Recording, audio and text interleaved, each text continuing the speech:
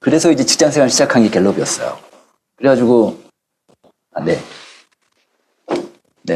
그래가지고, 그러니까 뭐, 회사 들어가서, 그때는 한국에 여론조사가 갤럽밖에 없을 때였어요. 그러니까 미국 갤럽 데이터만 갖고 공부하고 막 그랬을 텐데. 그래서 제가 이제 그때 하나 기억나는 건 뭐냐면, 미국의 어느 교회 주보가 미국에서 날라온 거예요. 제가 공부를 하는데. 주보 한 면이 그날 목사님 설교 평가하는 질문지였어요. 야, 참 지금도 한국은 어렵지. 지금은 어렵죠, 사실은.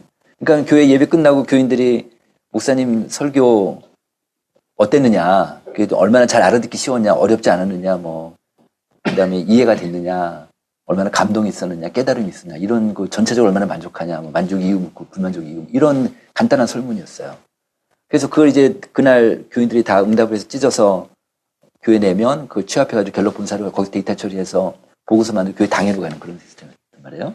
근데 이제 제가 지금 생각해보면 이제 아마 그 교회가 갤럽의 그 컨설팅 의뢰를 한 것 같아요. 제가 알기로는, 이야기 듣기로는 미국에 지금 그 교회 컨설턴트 한 5,000명 정도 활동하고 있답니다. 그 정도로 한국은 좀 그렇진 않은데. 그래서 그때 제가 그걸 보면서, 이런 게 있구나. 나도 그런 거 좀 했으면 좋겠다. 뭐, 이렇게 생각을 하고 있다가, 결국 제가 목회 데이터 연구소를 시작하게 된 것입니다. 2019년도에 시작을 하게 됐어요. 네. 그러다가 이제, 저희 연구소가 이렇게 많이 알려진 거는, 저희 연구소 하기 전에 제가 리서치 회사를 운영을 했었어요. 그러니까 갤럽 나와서 제 스스로 이제 회사를 만들어서 리서치 회사를 운영을 했었는데, 뭐, 여론조사, 일반 마케팅 조사 뭐 했었는데, 그러다 보니까 그 사장, CEO 마켓에 들어오면 완전히 시장이 생활이 바뀌니까 사장들하고 늘 어울리다 보니까. 근데 특이한 거는 재밌는 건 뭐냐면, 동종업계 사장들 잘 안 만나요. 왜냐하면 라이벌들이니까 보통 다른 이종업종 사장들 만나서 이렇게 교류하고 교제하고 뭐 골프 치고 막 이렇게 생활을 했단 말이에요. 그리고 서로 공부도 하고. 근데 이제 목사님들을 보니까 저는 이제 그래서 갤럽에서 그렇게 막 입사하고 나서 막 제가 난리치면서 전도도 하고 뭐 신뢰 만들고 막 그러다 보니까 갤럽에 가끔가다 기독교 조사 의뢰가 들어오면 저한테 주는 거예요, 회사에서. 그래서 기독교 조사를 이제 제가 입문하게 된 거예요. 그래가지고 그래가지고 이렇게 됐는데, 그래서 이제 그러면서 제가 기독교 조사를 하니까 의뢰자들 목사님들일 거 아니에요. 목사님들 뭐, 이동원 목사님, 뭐 하현조 목사님, 그런 큰 교회 목사님들이 많이 막 보게 됐죠. 그때가 90년도 중반쯤. 그분들 이렇게 생활하는 거 보니까, 목사들은 목사들밖에 안 만나요. 보니까. 다른 동종업계 사람들만 만나는 거예요. 그래서 제 생각에, 목사님들이 한국 사회가 되게 변동성이 되게 심한데, 목사님들이 세상 돌아가는 흐름을 잘 캐치 못할 수도 있겠구나. 이런 느낌이 좀 들었어요. 그래서, 근데 저는 그 사회 통계라고 사회학을 나왔으니까, 이 통계라는 거는 그때 시점에 딱 커팅해서 그 사회를 딱 읽는 거잖아요. 그러니까 예를 들어서 5년도에 만약에 이제 우리나라 한국인들한테 이제 만약에 결혼을 해야 된다. 라는 예, 아니요, 이렇게 응답을 받으면 10년 전에는 한 50%가 넘었어요. 근데 지금 20%밖에 안 돼요. 그러니까 결혼에 대한 생각들이 계속 줄고 있거든요. 그러면 이제 이게 10년 전에 이랬고 5년 전에 이랬고 지금 이러면 어떤 추이선이 나오잖아요. 그러면 다음에 어떻게 될 건지 보이잖아요. 그래서 조사 통계는요, 반드시 미래 예측과 관련이 있는 거예요. 그러니까 이런 데이터를 많이 접하시게 되면 우리 교회 어떻게 가야 되지? 이런 생각이 드시는 거죠. 그리고 이제 나름대로 전략을 세우는 건데, 제가 이제 이 책이요. 2023하고 이번에 제가 뉴욕 가가지고 어느 목사님을 뵀는데 한 200명 되는 목사님인데 자기가요 2023하고 2024를 줄치면서 읽으셨대요. 어느 분이. 저대로 했대요. 저대로 몇 개 아이템 잡아가 저대로 했더니 교회가 컸대요. 그러니까 이 와중에서 뉴욕이 되게 어렵잖아요. 근데 자기는 저것만 믿고 갔대요. 그랬더니 교회가 성장하는 것들이 눈에 보이면서 굉장히 뭐 교인들도 만족하고 자기도 그렇고. 이런 데이터가 이런 힘이 있는 거죠, 말하자면. 그렇게 좀 여러분도 좀 활용하시면 어떤가 생각이 들었고, 그 다음에 이제 2년 전, 3년 전이지, 제가 이 총장님 뵙고, 그때 미카에서 여론조사, 교인들 조사를 했는데, 그걸 제가 보니까, 하여튼 제 눈에 되게 엉성한 거 있어요. 그래서 이제 이 총장님 뵙고, 제가 좀 다시 분석해 드릴까요? 뭐 해서 간단한 분석만 받고 이제 해드렸는데, 그게 제가 이민교회를 데이터를 본 첫 번째였어요. 야, 이거 이민교회 쉽지 않겠다라는 게 딱 데이터를 보이더라고요. 물론 그 데이터 샘플링이나 여러 가지 문제가 있었지만 어쨌든 그래서 제가 CTS 아메리카가 있으니까 CTS하고 이제 그런 공식적으로 한번 해보자. 그래서 2년 전이지. 2년 가을인가 겨울이었지, 그죠? 그때 조사를 하게 돼서 이제 좀 깊이 있게 전체적으로 그 교인들 생각이 어떤지를 쭉 한번 파악하게 된 거예요. 왜냐하면 그 기업에서 제가 이제 앞으로 한 4, 50분 정도 먼저, 그러니까 이번 리서치 결과 먼저 말씀드리고 한 10분 쉬었다가 한국 상황 말씀드릴게요. 한국 상황을. 그래서 그렇게 하겠습니다.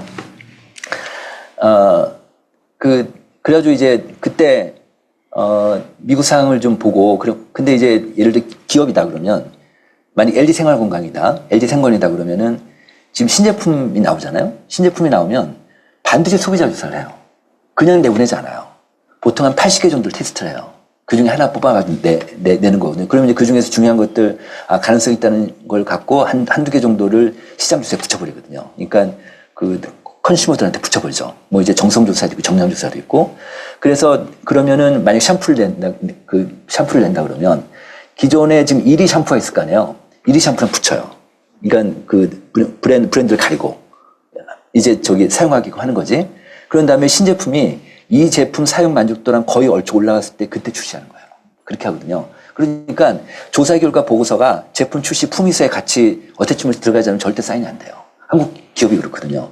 그러니까 소비자가 되게 중요하잖아요. 물론 이제 교인을 소비자시킨다는 건 아니지만 교인들의 생각이 어떻다는 걸 움직이는 걸 보시는 목사님들이 훨씬 목회하실 때 도움이 되는 거죠. 사실은. 그런 차원에서 좀 이런 데이터를 활용하시면 좋겠다라는 거고요. 그래서 저 연구소 잠깐 설명드리면 더 나은 정부가 더 나은 세상을 만든다 이런 모토로 시작을 하게 됐고 처음에는 제가 2019년도에 이제 이런 기독교 통계하고 사회 통계 이렇게 모아가지고 그래서 목사님들한테 이렇게 보내드리기 시작한 거예요. 이게 이제 매주마다. 그래서 처음에는 몇십 명한테 보냈을 거예요, 제가. 근데 지금 이제 2만 명 정도 넘습니다. 그렇게 많이 받아보고 계십니다. 네. 아직 안 받아보신 분 계시죠? 이게 거의 리포트 형식으로 나와요. 그러니까 지난주에는 한국의 무종교인들이 어떤 종교성을 갖고 있는지 그걸 분석해서 저희가 냈습니다. 이 비용은 한 2천만 원 들었어요. 이 한 번 조사하는데. 네. 그거 다 펀딩 받아가지고 했죠. 그래서 그런 것들이 계속 매주마다 리포트로 나가니까 카톡 있죠? 카톡에 목회 데이터 연구소 치시면 검색으로 치셔가지고 바로 채널 가입하시면 바로 됩니다. 그럼 매주마다 이제 저희 보고서가 나갑니다. 근데 생각보다 이민교회 목사님들이 많이 보세요. 뉴욕도 그렇고 시카고도 그렇고 많이 보고 계시더라고요. 네. 자, 보겠습니다. 이제 한인교회 교인조사 먼저 보겠습니다. 이 조사는 여기 보시면 의뢰기관이 CTS 아메리카하고 미카하고 AU 미성대학을 이렇게 같이 해서 펀딩 하셔가지고 이 조사를 하게 됐고요. 왼쪽에 보시면은 LA, 뉴욕, 뉴저지, 시카고, 아틀란타 좀 했었고 이렇게 해서 1169명이 응답을 하셨는데 이게 한국 같으면 저희가 한국 개신교인들 150만 명 정도의 풀을 갖고 있어요. DB를. 그분들한테 직접 뿌려가지고 하거든요. 그러니까 근데 이민교회는 저희 교인들 모르잖아요, 제가. 그러니까 목사님들 통해서 하실 수밖에 없잖아요. 그래서 설문지를 만들어서 설문 링크를 목사님께 보내드리면 목사님이 교인들한테 뿌리는 그런 식으로 이제 이런 샘플링을 스노우볼링 샘플링이라고 그래요. 그러니까 눈 굴리게 하듯이 한다고 해서 그런 샘플링을 좀 했었고요. LA가 740명 응답을 했고 뉴욕, 뉴욕 쪽에서 329명, 시카고가 44명 이렇게 했고 그렇게 했습니다. 그런데 이번 데이터가 어떻게 했었냐면 큰 교회들은 한 100명 이렇게 응답하는 교회가 있어요. 세상에 1169명 중에 100명 응답하면은 10분의 1 정도 되니까 그만큼 왜냐하면 같은 교회면 동질적인 사람들이 있을 수 있으니까 이거 안 되겠다 싶어가지고요. 30명 이상 되는 교회들은 응답한 교회들은 30명을 다 눌러버렸어요. 만약에 100명이 응답했으면은 100명 응답한 사람을 30으로 줄여버렸어요. 그러니까 한 명의 응답이 10분의 3명 응답으로 간주한 거예요. 그렇게 가중치를 줬어요. 가중치를 주고 또 하나 뭐냐면 보통 교회를 대상으로 조사하게 되면 교회 충성도 있는 사람 응답할 거 아니에요. 그러니까 노인분들이 많이 응답을 하세요. 그러니까 30, 40대, 20, 30대 사람들이 많이 응답을 안 하니까 그래서 이 문제를 갖고 총장님하고 상의했고 또 이쪽 사람들하고 좀 이야기를 하다가 저희끼리 이제 어떻게 논의를 했냐면 저희는 한국 교인들의 연령별 분포를 갖고 있거든요. 근데 이민교회는 연령별 분포가 별로 없어요. 그래서 그거 갖고 쓰기 어려워서 한국교회 연령별 분포를 그대로 반영을 했습니다. 그렇게 해서 그러니까 노인들 응답률이 좀 줄고 젊은 사람들 응답이 오르고 이렇게 해서 이번 데이터를 뽑아냈습니다. 그러니까 가중치를 2단계로 줘서 만든 겁니다. 네. 자 이제 한인교회 교인들 예배 생활 보면 지난주를 딱 커팅해서 예배 어떻게 드렸냐 물어봤더니 연한색이 한인교회고 파란색이 한국교회 두 개를 보면 출석하는 현장 예배 드린 비율이 이민교회는 그런데 또 하나 있습니다. 여기 이제 보시면은 이번에 이민교회 응답한 분들을 보니까 다 소그룹을 거의 90% 정도가 소그룹을 하는 분들이었어요. 소그룹 활동하시는 분들이었어요. 근데 한국교회는 그러지 않거든. 한국교회 소그룹 하는 사람들이 지금 정기적으로 하는 사람들이 한 40%밖에 안 돼요. 그러니까 너무 차이가 나니까 그러니까 어느 정도 로열티 있는 분들이 그 이민교회에 들어온 것 같아요. 물론 이제 소그룹 많이들 하시지만. 그래서 어떻게 했냐면 한국교회 데이터를 비교할 때 같이 표준화시켜야 되니까 한국 교인들 중에 소그룹 활동하는 사람을 별도로 뺐어요. 빼가지고 비교한 거예요. 그랬더니 그럼에도 불구하고 이민교회가 현장 예배 비율이 높은 거예요. 한국교회는 76% 되는데 이민교회는 93%니까 훨씬 더 한국교회보다는 이민교회가 현장 예배 중심의 교회인 거죠. 다시 얘기하면 10년 전에는 한국교회가 저랬어요. 10년 전에는. 그러니까 이 흐름으로 보면 제 그냥 감으로는요. 물론 데이터 있는 건 아니지만 제 감으로는 10년에서 15년 사이가 이민교회가 뒤처져서 오는 것 같다. 이런 느낌이 좀 들었습니다. 네. 그렇게 좀 느낌이 있습니다. 그 다음에 또 볼까요? 이번에는 이제 그 현장 예배 참석률을 보니까 여기 보시면 이게 93%잖아요. 그러니까 현장 예배 참석률 회복도가 코로나 전 대비로 이번에 교인들한테 물으니까 한 93%가 된 거예요. 그러니까 한국교회는 몇 프로 될까요? 한국교회는 85% 돼요. 그러니까 확실히 지금 이민교회 현장 예배 회복도가 좀 높아요. 그 다음에 또 교회 사역의 전반적인 상태도 보면은 85%가 회복이 됐죠. 근데 한국교회는 몇 프로냐? 한 75% 됩니다. 참 우리가 코로나 제가 TV 뉴스 화면에 뉴욕에서 코로나 막 시작되고 막 시신들이 길거리에 막 진짜 놀랬죠. 그런데 그 코로나가 언제인지 우리 기억도 안 나요. 그저 다 까먹었어요. 다 일상으로 회복됐잖아요. 근데 교회가 아직 회복이 안 된 거예요. 교회는 회복이 안 됐어요. 우리 사회 사회적 주체 중에서 이게 회복 안 된 데가 있을까요? 교회가 그런 것 같아요. 교회는 회복이 안 됐어요. 이게 보시면 85%인데 한국교회는 한 75% 정도 회복이 안 돼 있습니다. 그러니까 그게 무슨 얘기냐.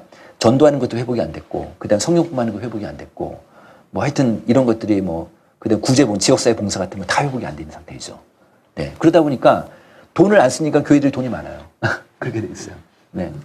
어쨌든, 그러니까 이민교회는 그래도, 한인교회는 한국교회보다는 그래도 회복이 더 됐다. 네. 그렇게 좀 볼 수 있고요. 그 다음에 신앙생활 좀 보면, 이걸 보면 이제 파란색이 이제 한국교회고, 그 연한색이 미주교회인데, 지금 같이 비교한 것만 좀 볼게요. 중간에 보면 신앙을 나누고 상담하고, 요런 게 한국이 더 높아요. 27%고, 한국이 37%고, 32%고, 그다음 성역 공부는 비슷하고, 그 다음에 기독교 방송 보는 비율도 한국이 좀 높고, 그 다음에 큐티 나는 것도 한국이 좀 높아요. 그 다음에 기독교 모임 참석하는 것도 한국이 높고, 이렇단 말이에요. 특히 기독교 모임은 많이 차이 나죠? 이 얘기는 뭐냐면, 이민교회는 다 이 안에서만 계신 거예요. 근데 한국 교인들은 그래도 밖에서 좀 많이 활동하고 막 이렇게 좀 보이는데, 이런 걸 보면, 전체적으로 보면은, 한국 교인보다는 이민교회 교인들의 신앙 활동이 상대적으로 좀 활발하지 않은 게 아닌가. 이런 느낌이 좀 듭니다. 그리고 이제 지역별로 보면은, 성역공부 제자훈련 같은 경우는 시카고하고 LA는 좀 높고 뉴욕이 좀 떨어지고, LA가 그래도 세 지역에서는 제일 나아요. 뉴욕이나 시카고 지역은 저 하여튼 쉽지 않습니다. 네. 그렇게 보이고 있습니다. 그 다음에 또 볼까? 신앙에 도움받고 있는 게 뭐냐 그랬더니 이제 첫 번째는 이제 목사님 예배나 담임 목사 설교고, 두 번째가 지금 성경 묵상과 기도인데 이것도 한국교회가 높아요. 한인교회보다 좀 높고, 그 다음에 교회 내 소그룹 리더와 멤버들 성김과 교제가 저는 이 데이터 보고 좀 판단이 든 거예요. 그러니까 이민교회는 22%고 한국교회는 29%, 30대잖아요. 이 차이가 뭐냐면 이 정도면 차이가 나는 거예요. 이 정도면. 이 정도면 이제 갭이 있다고 봐야 되는데 그만큼 한국교회는 소그룹에 대한 인텐시티가, 그러니까 밀도가 있는 거예요. 네, 여기는 좀 약간 한국교회보다는 좀 더 형식적인 그 소그룹을 한다고 할까? 그렇게 돼 있고요. 그 다음에 그 다음에 한국교회 사람들은 미디어 쪽을 이용하니까 이쪽이 높아요. 이쪽이 높고 신앙서적도 좀 보는 편이고 이렇게 되고 있습니다. 그 다음에 하여튼 이런 것도 좀 나오고 있고, 그 다음에 그 다음에 지금 이민교회 특징 중에 하나가 이건데요. 요게요. 30, 40대까지도 높아요. 30, 40대까지도. 그러니까 한국교회는 이러지 않거든요. 한국교회는 이렇게 연령별로 큰 차이가 안 나는데, 근데 이민교회는 40대까지 찬양에 대한 그 욕구가 되게 높아요. 그러니까 3, 40대 잡으려면 이쪽을 좀 강화시킬 필요가 있겠다. 특히 지금 이민교회 전체적으로 좀 그 3, 40대가 좀 어려운데 아예 없는 교회도 있던데요. 되게 좀 그래요. 그래서 이 문제가 좀 심각한데 하여튼 3, 40대 잡으려면 찬양 워십을 많이 강조시킬 필요가 있겠다는 생각이 좀 듭니다. 요런 게 이제 우리한테 하나의 팁이 될 수 있고요. 그 다음에 출석교회 만족 이유를 보니까 요건 이제 어떻게 제가 분석을 했냐면 전체 응답자가 이제 하늘색이고 39세 이하 20, 30대 젊은 사람들만 이제 파란색인데 두 개를 비교해 봤어요. 목사님 설교가 좋다, 예배가 은혜롭다가 전체가 79고 39세 이하는 59%예요. 요것도 이제 두 가지 의미가 있는데 자, 요게 이 39세 이하 사람들 있잖아요. 이 젊은 사람들도 이게 이거보다 높은 거예요. 한국은 이게 제일 높아요. 20, 30대 사람들은요. 이게 압도적으로 높거든요. 근데 젊은 사람들도 목사님 의존도가 높아요. 목사님 의존도가. 그러니까 한국이랑 달라요. 그러니까 이민교회는 20, 30대 MZ세대들도 목사님에 대한 의존도가 높다. 이렇게 볼 수 있는데 근데 이민교회끼리 비교하면 그래도 이 사람들은 아무래도 이제 MZ세대들이니까 좀 이거에 대한 의존도가 상대적으로 어른보다는 약하고 전체보다는 약하고 대신에 이게 높죠. 그러니까 교인 간의 진정성 있는 관계와 교제. 이게 한국은 굉장히 높은데 그러니까 아무래도 젊은 사람 특징이 뭐냐면 한국도 아마 여기도 비슷할 텐데 한국은 코로나 때 다 이제 현장 예배 뭐 10% 20%밖에 못 나오게 할 때 그때도 노인들은 다 나왔거든요. 연령대별로 현장률 참석률을 보면 20대하고 노인들만 높아요. 그러니까 20대 청년들은 만나야 되거든. 만나서 밥도 먹고 서로 얘기도 하고 이래야 될 청년들은 되게 높거든요. 그러니까 그래서 지금 현재 한국교회로 보면은 모든 신앙이 가장 떨어져 있는 계층이 3, 40대예요. 3, 40대. 3, 40대 제일 떨어져 있거든요. 3, 40대가 좀 어렵죠. 그래서 한국교회도 좀 쉽지 않아요. 그러니까 지금 그 허리 세단이 없어서 그런 상태죠. 그 다음에 또 이것도 보십시오.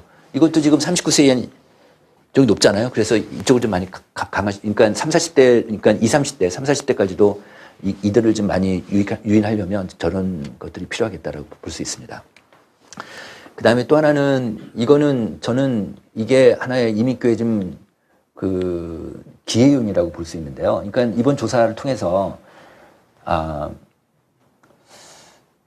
그 한국 사회는 각자도생 사회라고 그러잖아요. 아무도 안 도와준다.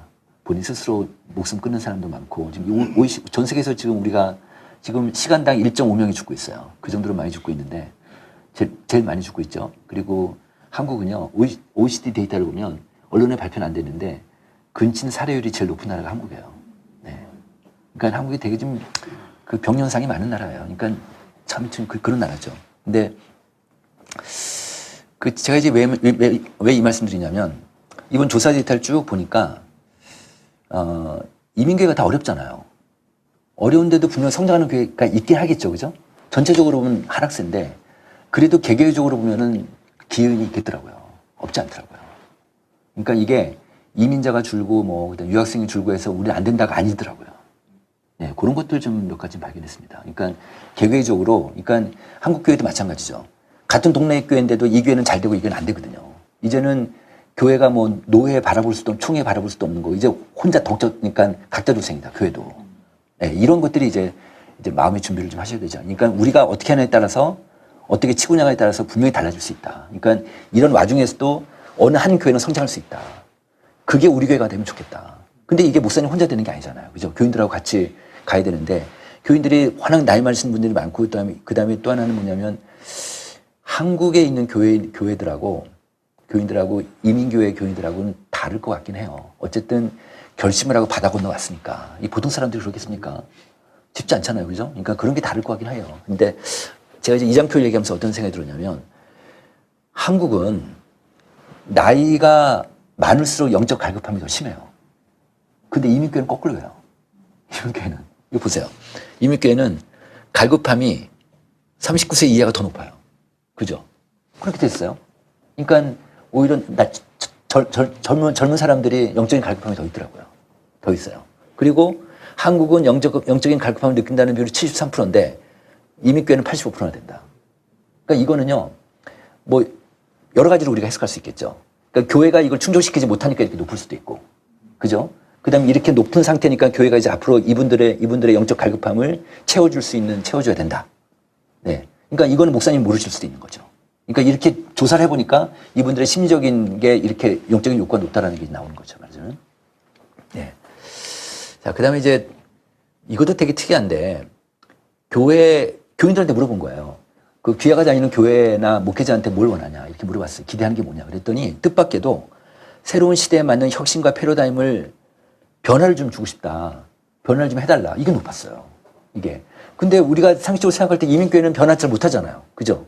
다 그냥 그 노인분들이 딱 장악하고 있어가지고 목사님도 어쩔지 모르고 어쩔지 모르고 이런 상태인데도 불구하고 조사할 때는 심리적으로는 저런 인식이 있는 거예요.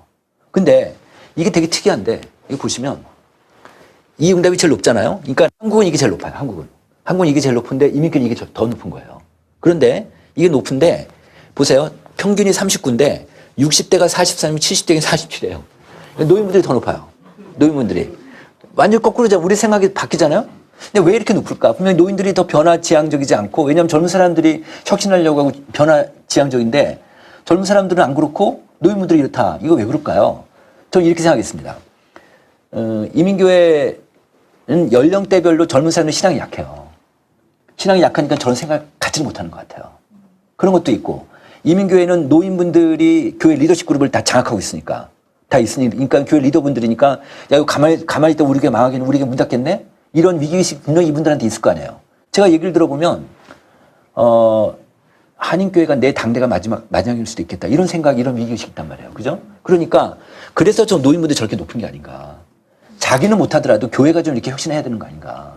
근데 혁신이라는 말 변화라는 말을 좀 보면 한자 단어 중에서 처음 초자 있죠. 처음 초자 어떻게 쓰는지 그냥 보세요. 처음 초자가 왼쪽은 오디자고 오른쪽은 칼조자예요. 처음 초자가. 근데 이게 상형 문자인데 옷하고 칼하고 섞여 있는데 처음이 된 거예요. 왜 그럴까요? 어떤 의미에서 이렇게 될까요? 이게 말하자면 옷을 처음 만들 때 재단을 처음에 자르잖아요. 이런 게 처음 초자라는 거지. 그러니까 다시 얘기하면 우리가 보통 목사님들이 이제 올해 예산을 잡을 때 대체로 작년 예산 기조를 그대로 잡아요. 맞죠? 근데 예산이 그 교회 신앙 고백이라고 하거든. 그러니까 이 혁신이라는 건 변화라는 건 뭐냐면 작년 예산을 버려야 되는 거예요. 그죠? 아주 현실적으로는. 그리고 우리 교회가 만약에 상공사공을 중점적으로 한다. 그러면 상공사공 예산을 투입해야죠. 제가 광주에 있는 어떤 교회인데 이 교회는 교인이 한 400명 되는 교회인데요. 이 교회는 상공사공이 너무 없어요. 근데 30대 40대 키우지 않으면 교회가 망하게 생겼거든. 그래가지고 교회 당회에서 의사결정을 했어요. 상공사공들 몇 커플 안 되는 커플 다 불러 모았어요. 다 불러 모아가지고 현금 3천만 원을 줬어요. 현금을. 3천만 원을. 그래가지고 그 돈을 주면서 너네 마음대로 하라 그랬어요. 영수증 필요 없다. 대신 조건이 하나를 붙인 거예요. 무슨 조건이냐.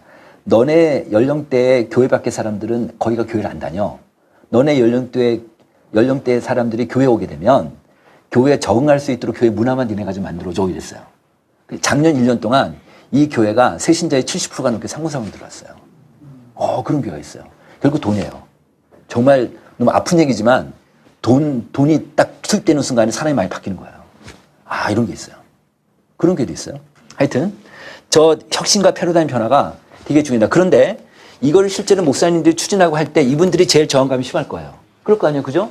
근데 본인들의 마음은 그렇지만 실제로 또 몸은 안 움직일 테니까 이분들의 생각은 저러니까 어떻게 여하이 저분들의 생각을 계속 고쳐나가면서 혁신할 수 있는가 결국 한인교회 미래가 아닌가. 그러니까 전체적으로 하락은 하지만 우리 교회가 살아나려면 저런 것들이 되게 필요할 수 있겠다는 거죠. 예를 들어서 지금 영적 갈급함이 되게 심하잖아요. 이것만이라도 교육을 시켜서 영적 어떤 영성 훈련이라든지 이런 것들을 집중적으로 교육시키면 변화가 될 수는 있겠죠. 예를 들면 얼마 전에 제가 몇 년 전에 조영기 목사님이 돌아가셨잖아요. 조영기 목사님이 살아계실 때 국민일보 인터뷰한 기사를 제가 읽었는데 아직도 기억이 나는 게 있어요. 어떻게 여의도 교회를 이렇게 성장시켰냐 물어봤더니 그 목사님이 하시는 말씀이 나는 반복하는 설교를 하는 걸 두려워하지 않았다 이렇게 얘기하시는 거예요. 그 얘기가 되게 인상 깊었어요 저한테. 그러니까 이건 교육이라는 건 뭐냐면 교인들한테 귀가 따갑도록 지겹도록 계속 얘기하는 거예요. 계속. 교육이라는 게. 영성교육이 그런 거죠. 어떻게 보면. 교인들이 싫어도 잡아놓고 교육시키는 거죠. 그죠? 그런데요.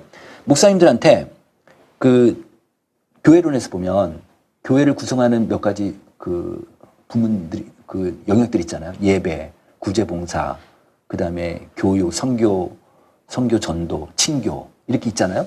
그럼 이 중에서 목사님은 어디에 가장 목회에 중점을 두시겠습니까? 물어보면 목사님들은 어떻게 얘기할까요? 70% 정도가 예배예요. 예배.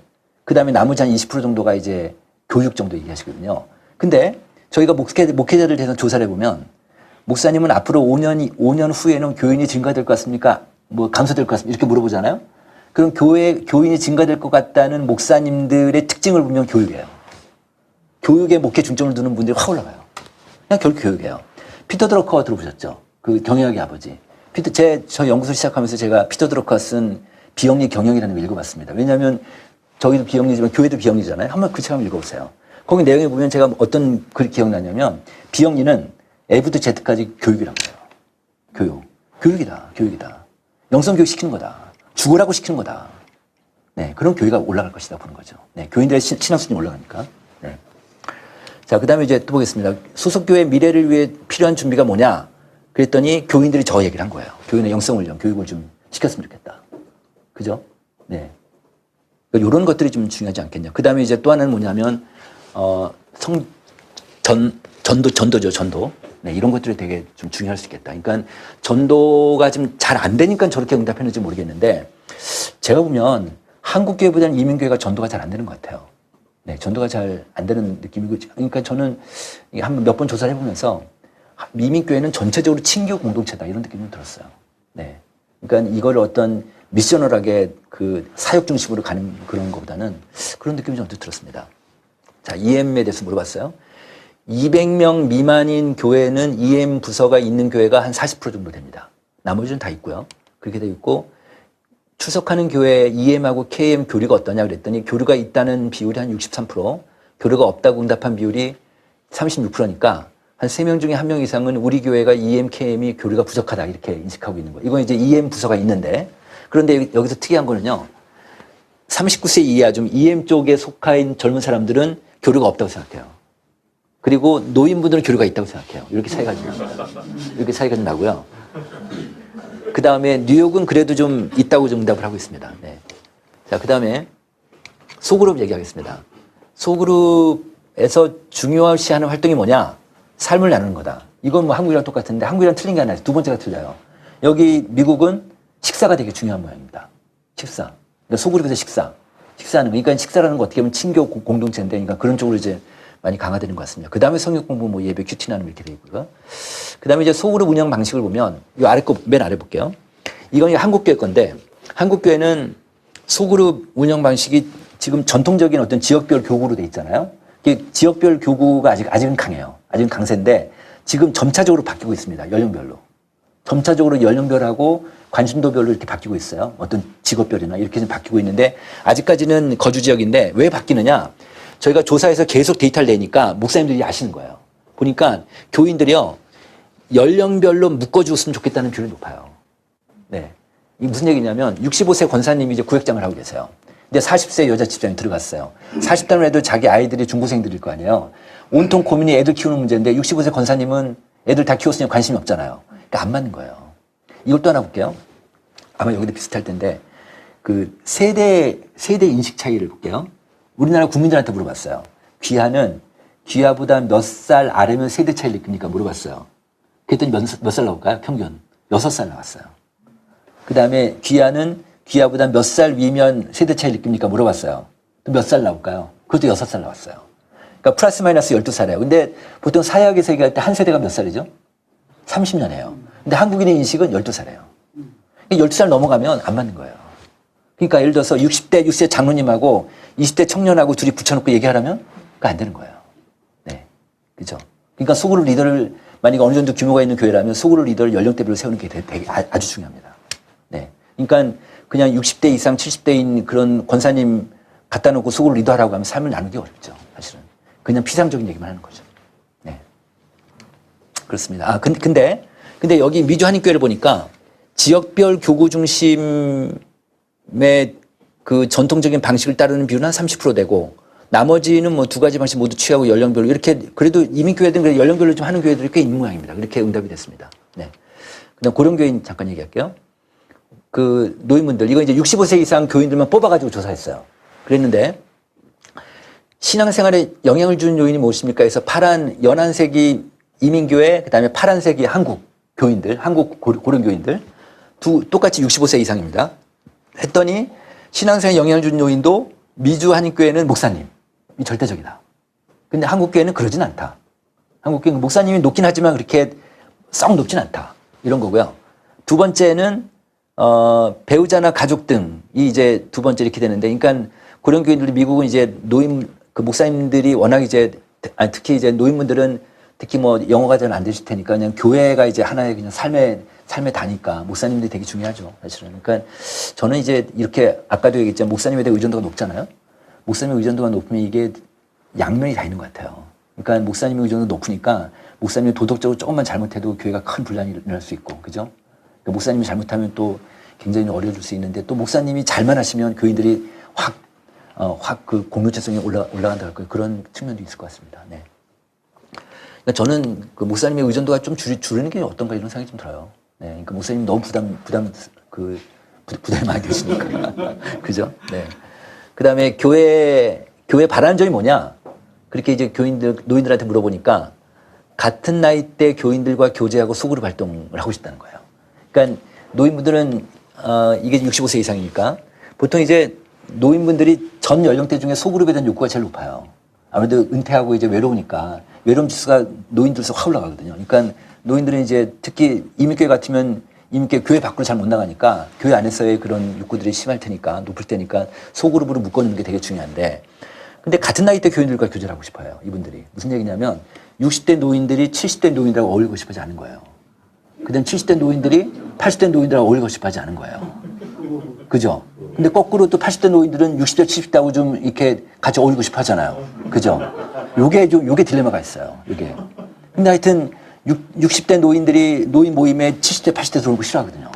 그죠? 네. 그래서 이런 것들을 좀 교회에서 지혜롭게 잘 하셔야 되겠다. 네. 그 다음에 또 하나는 목회자의 관심과 연락이 뭐 미주가 한국보다 훨씬 높죠?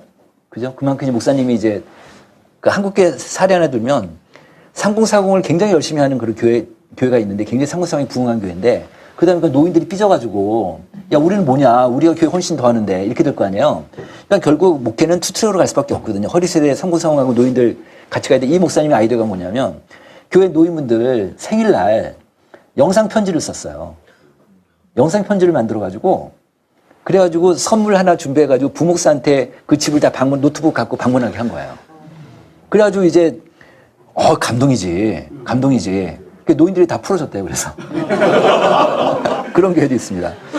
그다음 세 번째, 여가 시간 활용을 위한 프로그램 제공. 요건 말하자면 이제 노인대학 이런 건데 이 노인들의 특징이 또 뭐냐면 노인자를 싫어하세요. 그죠? 실버자 싫어하고 시니어 이런 거 싫어하고.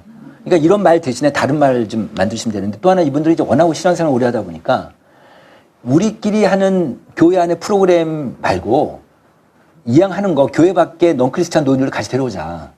이런 이슈들이 강하세요. 이런 분들이. 그러니까 교회 오픈해놓고 다른 노인들 좀 와서 좀 같이 하자. 이런 것들이 좀 그런 이슈들이 높게 나오고 있습니다. 그 다음에 70대 이상 은퇴 교인의 역할. 이거 볼게요. 이거 이제 은퇴 70대 이상 교인들만 두 그룹 뽑아가지고 한 거예요. 그랬는데 왼쪽 보세요. 나는 교회에서 은퇴했더라도 여전히 교회의 정책 결정에 참여하고 싶다가 52%인데 한국은 39%예요. 그 다음에 나는 아직 교회에서 일을 할 만큼 신체적 정신 능력이 된다가 미국은 68%고 한국은 40%예요. 그 다음에 나는 건강에 허락하는 한 교회에서 주어진 사역을 적극적으로 하고 싶다. 미국이 70이고 한국이 50. 이 데이터를 보면 미국 노인들이 한국 노인보다 훨씬 건강한가요? 그러진 않을 거 아니에요. 그거보다는 교회에 대한 열심이 더 있으신 거예요. 그죠? 근데 저 맨 왼쪽에 있는 그래프는 목사님들한테 굉장히 좀 부담되는 거예요. 은퇴했음에도 교회 관여하고 싶은 거예요. 그죠? 근데 뉴욕 노인들이 제일 심해요, 저기. 그죠? 네, 하여튼 저게 목사님들 되게 좀 부담이 좀 많이 되실 것 같다. 그러니까 미국 노인들이 워낙 지금 교회밖에 없으니까, 네, 그렇습니다. 이렇게 나오고 있습니다. 어쨌든 액티브 시니어다. 교회 안에서 어떤 이분들이 그리고 이분들이 헌신도가 있으니까. 그러니까 이거를요, 저는 제가 좀 이따 말씀드리겠지만, 이런 욕구들을 역으로 목사님들 이용하셨으면 좋겠어요. 역으로 이용하는 방법도 하나 말씀드려볼게요. 네. 이거예요. 이거 볼게요. 죽음에 대한 교육을 받는 욕구가 미국이 높아요. 한국보다. 미국 노인들이 더 높은 거예요. 이게 특이하죠? 근데 이 얘기를 잠깐 하면 한국의 보건복지부에서 2년에 한 번씩 노인 실태 조사를 발표를 해요. 근데 그게 이제 갤럽에서 조사하는데 그게 한 5억짜리 프로젝트예요. 되게 커요. 근데 거기를 보면 한국 노인들이 죽음을 준비하는 게 약해요. 상속을 미리 준비하는 비율이 20%밖에 안 돼요. 그러니까 미리 상속을 하면 자식들한테 미리 주면은 자기가 외톨이 된다는 때문에 끝까지 잡고 못 주는 거예요. 대신에 뭐 영정사진이나 수의는 준비를 잘 하세요. 유언장 몇 프로 쓸까요? 사망하기 전에 본인이 유언장 쓰고 사망하는 노인들은 얼마나 될까요? 1%밖에 안 돼요. 진짜 안 해요. 그런데,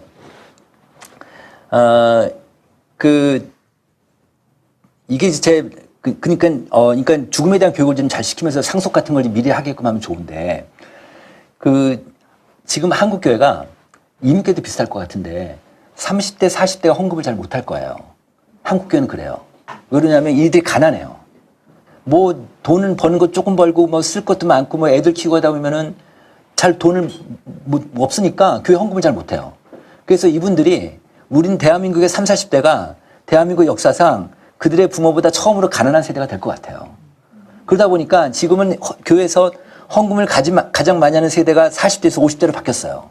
그럴 거 아니에요, 그죠? 아마 여기도 비슷할 거예요. 그런데 헌금을 잘 못하니까 결국은 노인분들이 이제 헌금을 많이 해야 되는데 연금으로 해야 되는데 한국에 연금이 이렇게 많지가 않아요.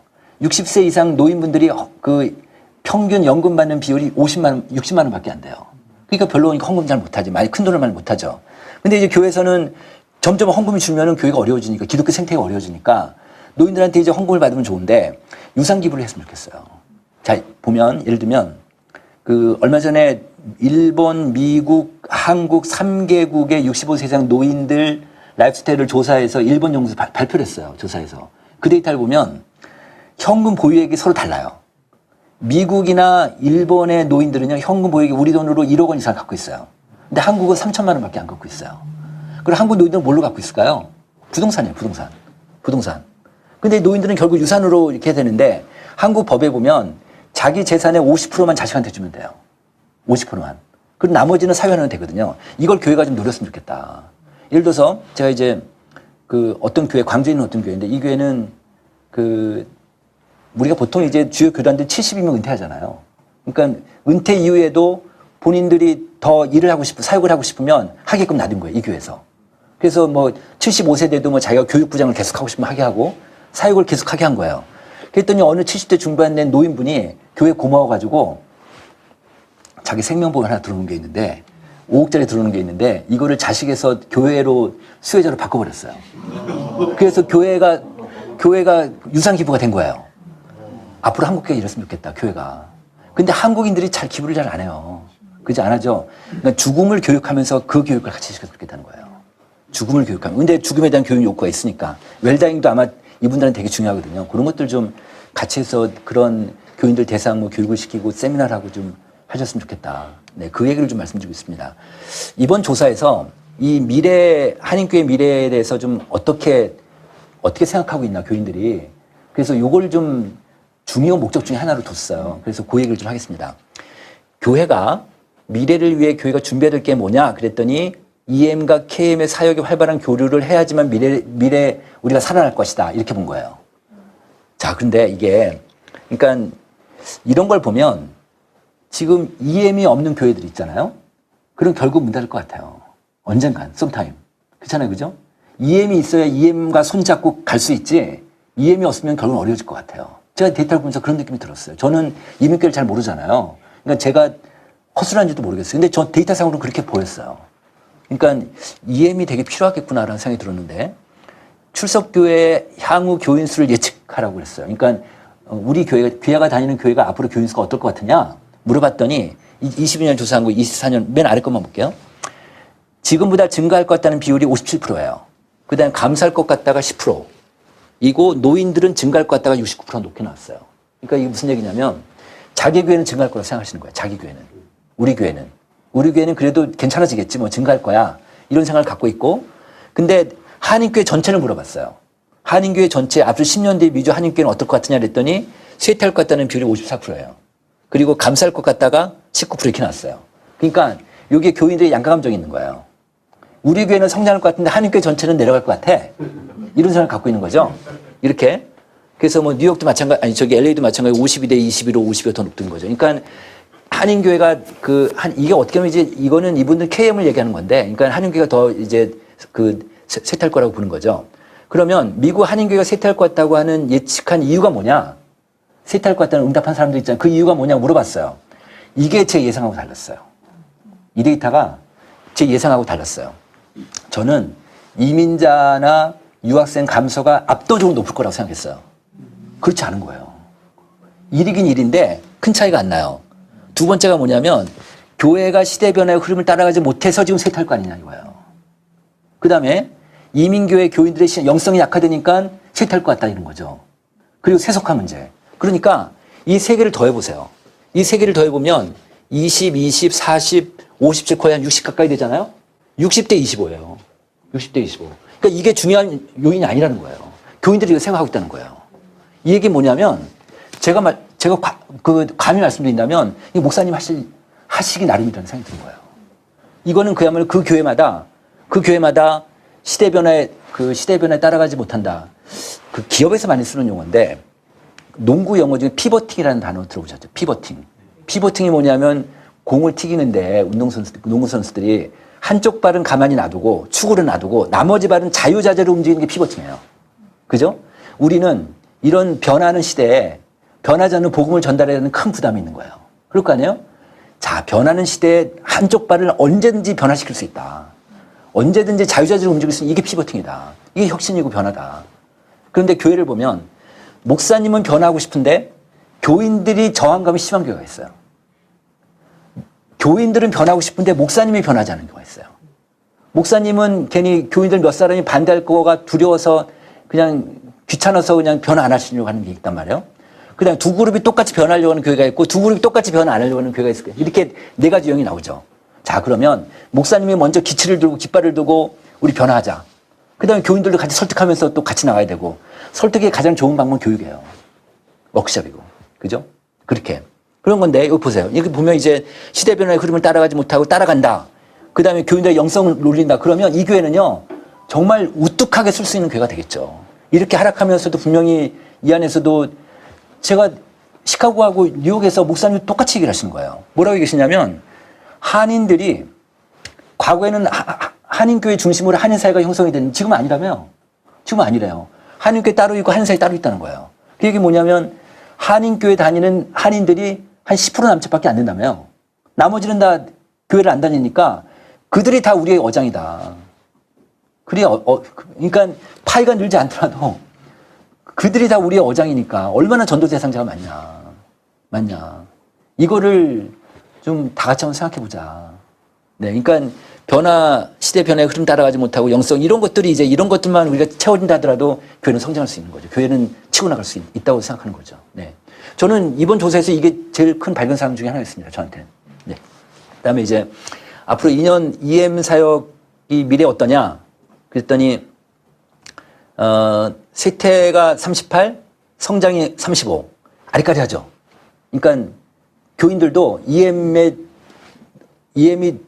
잘 될 것 같기도 하고 안 될 것 같기도 하고. 그러니까 아리까리한 그런 상태인데 연령대를 보면은 뭐 이렇게 나오긴 하지만 어쨌든 LA는 거의 비슷하네요. 이렇게 나오고 있습니다. 근데 이거 보시면 EM 세대가 성장할 것 같다는 예측하는 이유는 EM 세대가 점점 많아지니까 성장할 거라고 본 거고. 그다음 쇠퇴할 거라는 이유는 젊은 세대들도 영적 관심이 약해지는 거 아니냐. 이렇게 해서 얘기하는 거고요. 그다음에 이제 EM 사역자를 저희가 조사했습니다. EM 사역자를 왜 조사했냐면 저 이제 한인교회 미래를 딱 봐야 되니까 누가 한인교회를 좀 객관적으로 볼 수 있을까? 한인교회 관련자면서 그 스테이크홀더면서 그러면서 좀 객관적으로 볼 수 있는 사람이 누굴까? EM 사역자를 생각한 거예요. 약간 이제 헬리콥터 뷰로 볼 수 있겠다. 그래서 이들을 조사를 했거든요. 이들이 지금 83명을 조사했습니다. 이렇게 많지는 않았는데 어쨌든 어렵게 조사했습니다. EM 사역자들 이제 인식들을 보니까 왼쪽 보면 EM 사역자 또는 EM 부서는 교회 행사나 모임에 의무적으로 참석해야 된다가 78. 언어나 행정 시스템 등에서 교회가 EM 사역자를 배려하고 있다고 느껴진다가 73. 그래도 KM이 지금 많이 배려하고 있다고 느끼는 비율은 높아요.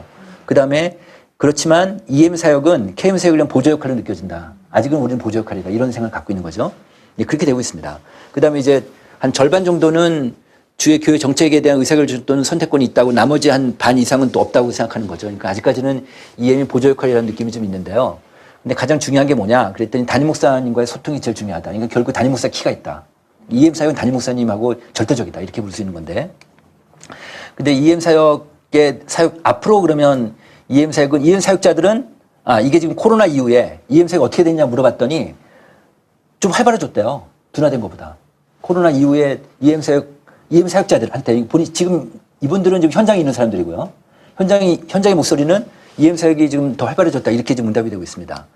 그 다음에 이제 EM하고 KM하고 이제 관계를 보면 지금 현재 귀하가 지금 사역하고 있는 EM 이 교회의 운영 형태는 어떠냐 그랬더니 가운데 보세요. EM의 재정과 운영이 완전히 독립되고 있는 교회는 한 16%밖에 안 돼요.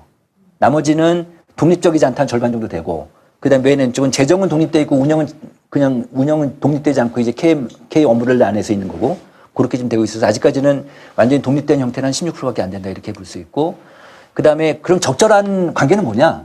적절한 관계는. 그랬더니 맨 왼쪽 보시면 한 교회 안에서 KM하고 EM이 동등하게 독립적으로 운영하다라는 응답이 교인들도 높아요. 교인들도. EM 사역자도 높고 이렇게 같이 높습니다. 그러니까 결국 사람들 물론 목회 방침하고 다를 수는 있겠지만 하여튼 교인들이나 EM 사역자는 저런 방향으로 가고 싶은 거예요. 동등하게 가자. 이렇게. 그런 거고 소통은 어떠냐? 그랬더니 이루어지고 있다. 소통이 그래도 KM하고 EM하고 53% 이루어지고 있고 28%는 이루어지지 않고 보통은 18%니까 54면 어때요? 별로 그렇게 높진 않아요? 높진 않습니다. 그러니까 그냥 잘 된다고 보기는 어렵다. 이렇게 좀 볼 수 있고요. 그 다음에 이제 미래 전망을 좀 보겠습니다. 요거는 EM 사역자들하고 KM 교인들하고 이제 봤더니 아까 이게 54%니까 지금보다 쇠퇴할 것 같다는 교인들 응답이고 EM 사역자들도 KM은 쇠퇴할 거라고 봐요. EM 사역자들도 KM은 좀 어려워질 것이다. 이렇게 보고 있어요. 이렇게 보고 있고 그 다음에 10년 뒤에는 EM은 어떨 거냐? EM은 어떨 거냐 물어보니까 EM 사역은 매년 좀 보세요. 성장할 거라는 비율이 높죠. 그러니까 KM 엄브렐라 안에 있어도 EM은 성장할 거야. 라는 비율이 지금 65%꽤 높습니다. EM 사역자들은, 그래도 좀 희망적으로 좀 기대를 하고 있는 거죠. 그러고 있습니다. 근데, 그래가지고 이번에 어떻게 물어봤냐면, 종합적으로 물어봤어요. 종합적으로. KM하고 EM을 같이 합했을 때 한인교회 앞으로 어떻게 될 것 같으냐? 이걸 EM 사역자한테 물어본 거예요. 그랬더니, 이렇게 나온 거예요. 지금보다 성장할 거라는 비율이 높아요. KM하고 EM하고 합쳐놓으면은 지금보다 성장할 거라는 비율이 높게 나왔습니다. 근데 여기서 하나 우리한테 힌트가 있어요. 어떤 게 있냐면 EM 사역자 중에서 멀티에스닉 수용하는 교회, 멀티에스닉 수용하지 않고 영어권 한인만 있는 교회 이렇게 두 가지 나눠질 수 있잖아요. 이 나눠지는 EM 사역자들의 생각이 달라요. 어떻게 다르냐면 그 멀티에스닉을 수용하고 있는 교회가 성장할 거라는 비율이 이것보다 높아요. 이해하셨죠? 그러니까 결국은 앞으로 멀티에스닉으로 간다는 얘기예요. 앞으로. 예. 그렇게 볼 수 있습니다. 그래서 이거 볼까요? 그래서 앞으로 EM 사역은 어떻게 변화될 것 같으냐? 이렇게 물어봤더니 아시아인 중심의 다인종 회중, 멀티에스닉 중심으로 사역이 변화될 거라고 예상하고 있는 거예요. 이렇게 예상하고 있는 거죠.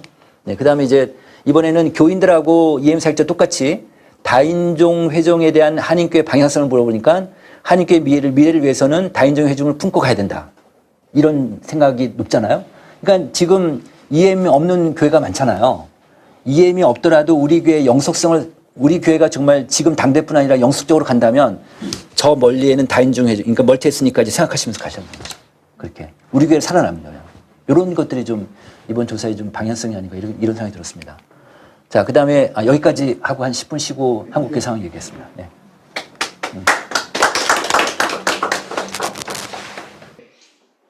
한국에서 데이터들 좀 몇 개 갖고 좀 말씀드리고 싶은 거 한 2가지 정도만 갖고 왔습니다. 보겠습니다.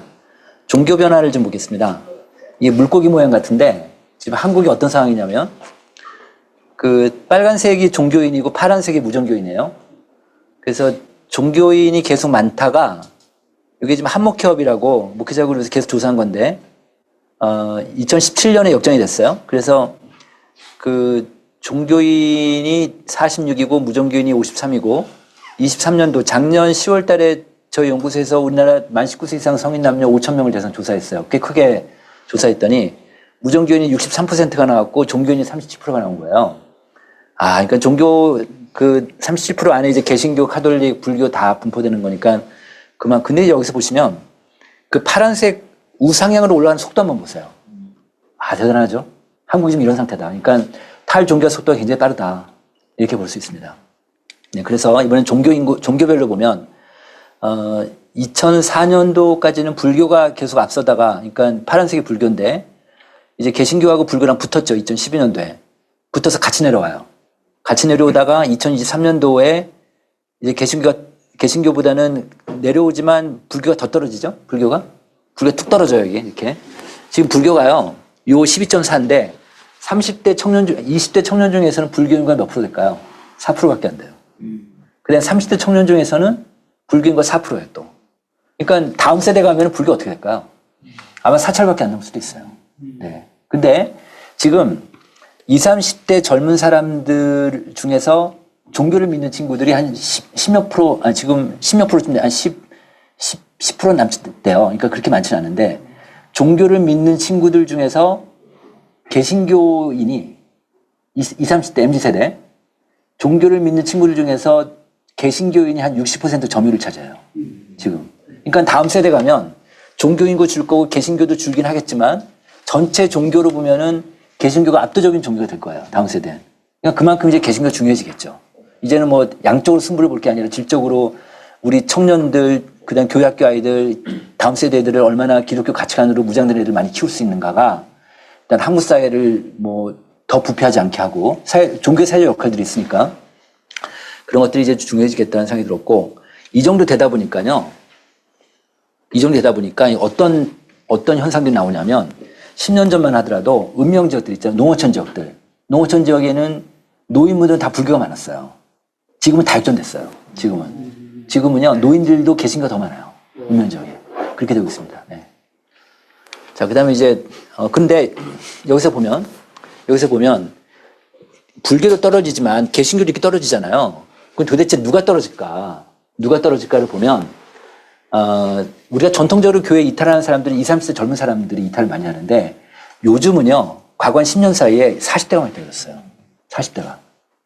왜 이렇게 40대가 많이 떨어질까? 보면 우리나라 국민들을 연령대별로 0세부터 맨 마지막까지 그 나이 많은 세까지 딱 나래비 시키면 가운데 나이가 몇 살일까? 이게 소위 중위 연령. 지금 현재 몇 살일까요? 44살이에요.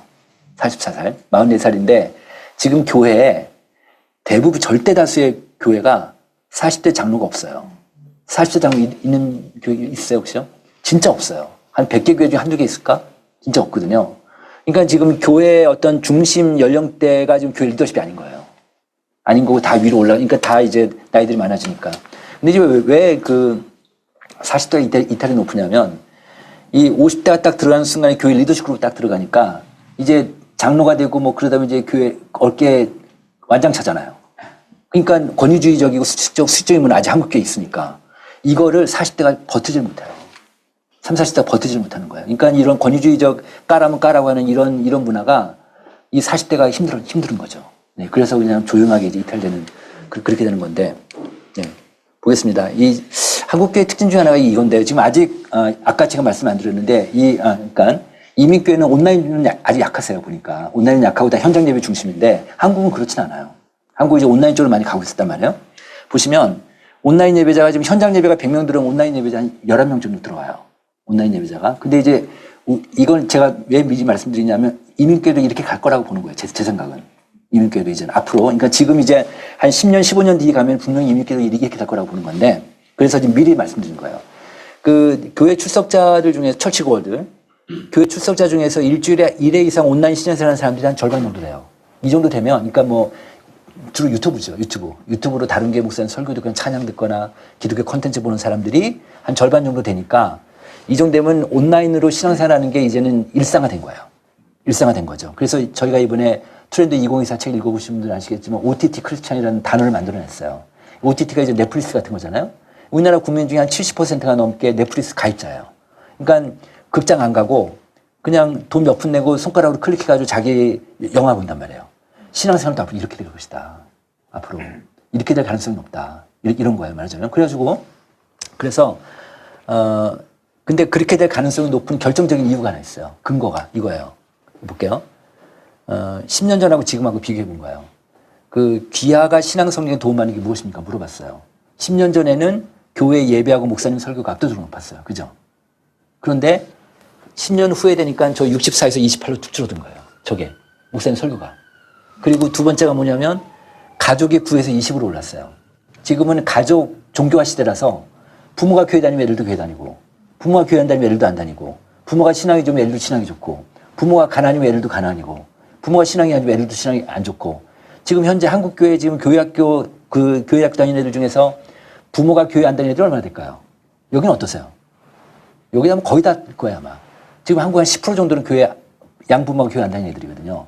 그러니까 뭐 부모한테 절대적이죠. 부모 뭐 애들이 절대적이에요. 그런데 그러다 보니까 가족 안에서 신앙적으로 인터랙션을 하는 거죠. 말하자면. 그래서 저렇게 올라가는 거고. 또 하나가 저 미디어예요. 미디어. 1에서 19. 진짜 많이 올랐죠. 그죠? 그러니까 미디어가 유튜브 같은 건데 말하자면 유튜브를 통해 자기 신앙 성장하겠다는 건데 저희가 목사님들한테 아마 여러분들도 비슷하실 것 같아요. 목사님들한테 물어봤어요. 설교 준비하실 때 그 성경책 말고 가장 많이 이용하는 게 뭡니까 물어봤어요. 그랬더니 과거 10년 전엔 주석서였어요. 지금은 주석서가 아니에요. 뭘까요? 구글 검색어예요.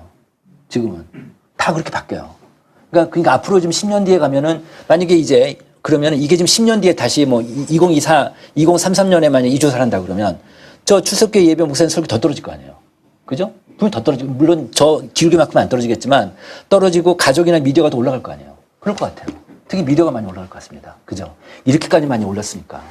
그러니까 그러면 모든 교회가 그러면 이렇게 되면 이제 교회 목회자들이 딜레마가 있는 거죠. 고민하시게 되는 거예요. 자, 그럼 우리 교인들의 신앙 성장을 올리기 위해서 미디어를 활용할 건가 안 할 건가? 현장 예배만 계속 갈 건가? 이런 고민하시게 되는 거죠. 네. 그런 건 이제 각자의 또 상황에 따라서 좀 그러실 수 있다는 거죠. 그다음에 또 하나는 이제 코로나 이후에 성도들의 신앙 약화 현상이 심각해지는 거. 이거는 아마 이민께도 비슷할 것 같은데 맨 아래 보시면 그 코로나 전하고 지금하고 비교해 보니까 나는 그 신앙이 약해진 것 같아. 그러니까 30% 되고 신앙이 깊어진 것 같아가 16%니까 2배 차이 나잖아요. 그러니까 이게 지금 그 신앙이 다 약화되니까 근데 이게 전 세계적인 공통적인 현상일까? 어떠실 것 같아요? 이 현상이. 미국 교인이 안 그래요. 미국의 퓨 리서치에 조사한 데이터를 보면 미국 교인도 올랐어요. 그리고 선진국들이 대체로 많이 올랐어요. 한국이 떨어져요. 지금. 그래가지고 그 미국 퓨 리서치에서 어떤 조사를 했냐면 14개 나라 경제 선진국 대상 조사를 했어요. 코로나가 그 나라 국민들의 신앙, 종교심을 올려는지 내리는지 했더니 14개 나라 중에 한국만 떨어졌어요. 한국만. 이거 왜 그럴까? 그래서 미국에서 그 누가 학자가 저희 연구소에 전화가 왔어요. 그걸 보고 왜 한국이 떨어졌는지 모르겠다고. 그런 거예요. 그 이제 이유를 제가 가만히 좀 생각을 해봤어요. 한국은 왜 그럴까? 왜 한국만 떨어졌을까? 한국은 이런 말 혹시 들어보신 적 있어요? 그 한국 교인들은 교회 들어갈 때 신는 신발하고 나올 때 신는 신발이 다르대요. 신발이. 그러니까 교회 들어가서는 사랑하고 배려하고 감사하고 기도하고 그렇게 하다가 집에 가면 똑같아지는 거예요. 집에 가면 일반 사람 똑같아지는 거예요. 한국 교인들은 일터 신앙이 별로 없어요. 가정 신앙이 별로 없다고. 제가 증인이에요. 저는 갤럽 조사를 많이 해봤잖아요. 갤럽에서 제가 한국인의 가치관 조사를 얼마나 많이 해봤겠습니까? 예를 들면 이런 거예요. 나는 나의 자녀에게 다른 사람을 배려하도록 가르친다. 예, 아니요. 얘란 이 질문이 유엔에서 그 조사하고 있는 세계 가치관 조사의 주요 문항 중에 하나거든요. 이게 한국이 거의 꼴찌예요. 한 20%밖에 안 돼요. 왜 그럴까요? 한국은요. 너무 경쟁이 치열하니까 자식들한테 다른 사람 배려하도 못 가르치는 거예요. 너무 경쟁이 치열하니까. 근데 이게 종교별로 차이가 안 나요. 이런 응답들이. 이게 어떻게 보면은 그 기독교적인 가치관인데 이게 별로 종교별로 차이가 안 나요. 뭐 무정교인이나 뭐 불교인이나 가톨릭이나 큰 차이가 안 나요. 그러니까 우리는 진짜 일터 신앙이나 가정 신앙이 별로 없어요. 네. 그렇단 말이에요. 그러니까 그러면 이걸 우리 인정하자. 그러니까 한국 교인들은 아마 이명교회도 비슷하겠죠?